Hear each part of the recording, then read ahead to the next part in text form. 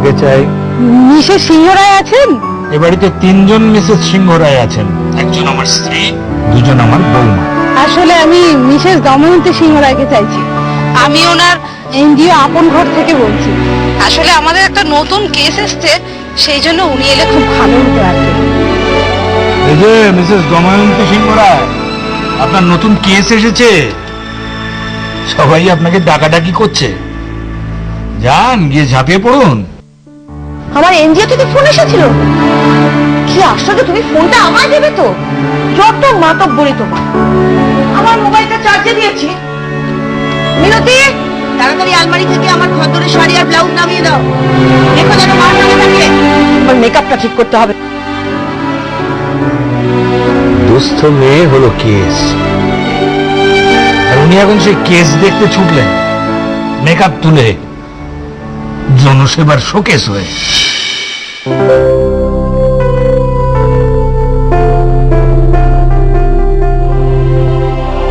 Thanks lot. By. হ্যাঁ বলুন, আপনাদের কার জন্য কি করতে পারি? ম্যাডাম, এই মেয়েটিকে কাল রাত্রে রাস্তায় পাওয়া গেছে।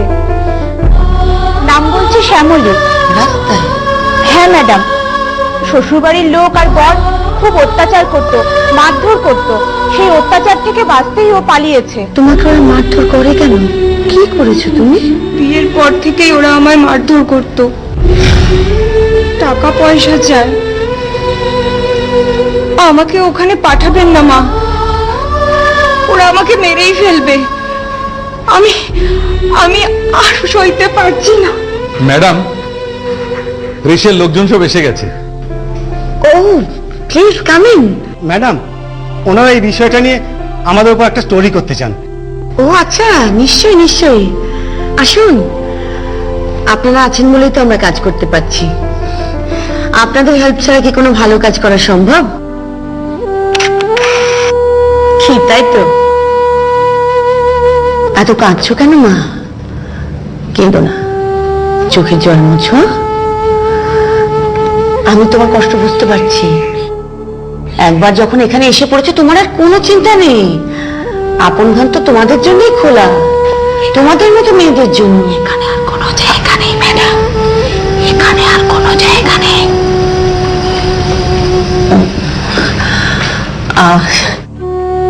শোন মা, আপন ঘরের দরজা এরকম অত্যাচারিত মেয়েদের জন্য সব সময় খোলা।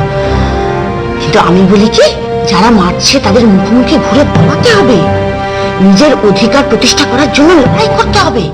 ওদের বুঝিয়ে দিতে হবে যে নারী আজ আর অবলা অসহায় নয়। হ্যাঁ, আমরা সব সময় তোমার পাশে থাকবো। এই, ওকে সঙ্গে করে নিয়ে গিয়ে বাড়িতে পৌঁছে দিয়ে এসো। আপনি কি বলছেন মা? ওই রাক্ষসগুলো ওদের কাছে পাঠালে ওরা আমাকে মেরেই ফেলবে। মা এরকম করবেন না, মা দয়া করে এরকম করবেন না, মা এরকম করবেন না।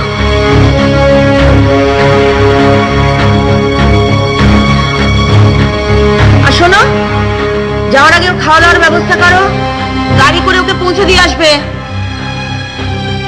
আচ্ছা।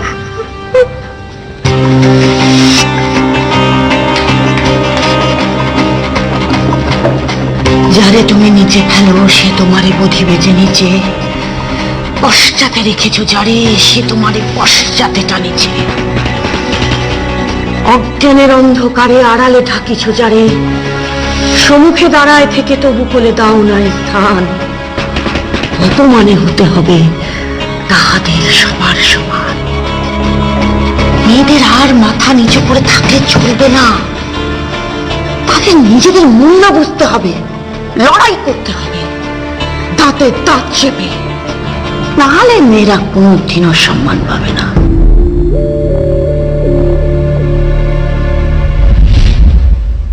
অলি, মুখেটা শেষ করো। আর তুলি, তোমার খাওয়া হয়েছে? জানুন না মা, দেখতে তো আমরা ঠাম্মাকে দেখছি। লড়াই করতে হবে দাঁতে দাঁত চেপে। মা দেখো, ঠাম্মাকে বলছে টিভিতে, যে ভালো সে তোমারই বুঝিবে যে নিচে। মা দেখ, ওই মাসিটা কি কালো। অজ্ঞানের আচ্ছা মা, পাদে কি কালো রং ওঠে? মুখে কি অলি, এরকম একদম বলতে নেই। আচ্ছা, কালোরা কি মানুষ হয় না? শোনো, এরকম আর কোনোদিন বলবে না, ঠিক আছে? এখন আর শাসন করে কি হবে? তোমার কুশিক্ষাতেই তো মেয়েগুলো এরকম ডেপো ডেপো কথা শিখছে। কালো কি জানিস, কালো হচ্ছে জগতের আলো। কালো সুন্দরীরাই তো জগৎটাকে একেবারে আলো করে রেখেছে। আমাদের বিজ্ঞাপনগুলো দেখিসনি? বিপাশা বাসু, নয়নিকা চ্যাটার্জি, কোয়েনা মিত্র, কি সুন্দর। ওদের মায়ের মতো ভাত ভাদে প্রতিমা কাটিং নয়, দেখলেই মনে হয় ময়দার বস্তা। তাই বুঝি কালো জগতের আলো? তাহলে ঠাম্মা রোজ দিন কালো মাসিকে ধরে এসে ভালো করে হাত ধোয় কেন? দেখবে আজকেও ধরবে। হ্যাঁ, একদম পাকা কথা বলবি না, এক চড় একদম সিধা করে দেবো। মিনতি, ইস মাগো, মিনতি, গিজার অন করো, টয়লেটের সাবান, ওরি কলম সব রেডি করো, আমি স্নান করবো এক্ষুনি, ধরো তুমি।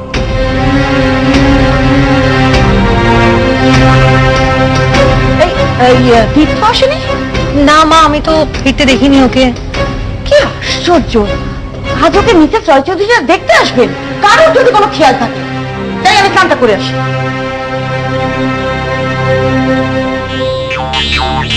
মেজো খোকা, মেজো খোকা,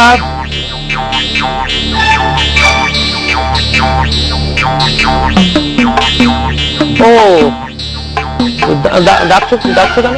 মানে ডাকছিলে আমাকে? হ্যাঁ শোনো, তুমি কি কোথাও বেরোচ্ছ? হ্যাঁ কেন? না মানে ওই ইয়েকে, তীর্থকে দেখতে তো মেয়ের বাড়ির লোকজন আসবে, তুমি এখন সেখানে আমি থেকে কি করবো? না না না, ওসব তোমরা সামলে নিও। ওর থেকে অনেক বেশি ইম্পর্টেন্ট কাজ আমার আছে। আজকে হিউম্যান রাইটস নিয়ে একটা সেমিনারে বক্তৃতা দিতে হবে আমাকে। সেখানে না গিয়ে তীর্থকে কে দেখতে আসবে, সেখানে সময় নষ্ট করার মতো কোনো ইচ্ছে আমার নেই। আর দেখো মেজো খোকা, তোমার মা তার বন্ধুর মেয়েকে এ বাড়ির ছোট বউ করে নিয়ে আসবেই। এখানে কার কি বলার থাকতে পারে? না মানে তুমি থাকলে। শোনো মেজো খোকা, এ ব্যাপারে কারোরই থেকে কোনো লাভ নেই। তোমার মা মিসেস দময়ন্তী সিংহ রায়, তারই মতো একজন জুনিয়র মিসেস সিংহ রায় এ বাড়িতে আনবেনই আনবেন, কারো কথা শুনবেন। শোনো, তুমিও যেন এ ব্যাপারে নাক গলাতে যেও না। শুধু একটু খেয়াল রেখো, অতিথি আপ্যায়নে যেন কোনো ত্রুটি না হয়, না হলে তোমার মার আবার প্রেস্টিজ থাকবে না। দেখেছেন মিসেস রায়চৌধুরী, আপনার মেয়েকে আমাদের বাড়ির সবার খুব পছন্দ হয়েছে। কিন্তু শুধু আপনাদের পছন্দ হলেই তো চলবে না, সুতীর্থকেও তো পছন্দ করতে হবে। আমার পছন্দ নাকচ করবে এত সাহস তীর্থর নেই। আমি যাকে হ্যাঁ বলবো তাকে আমি নাও তো বলতে পারি।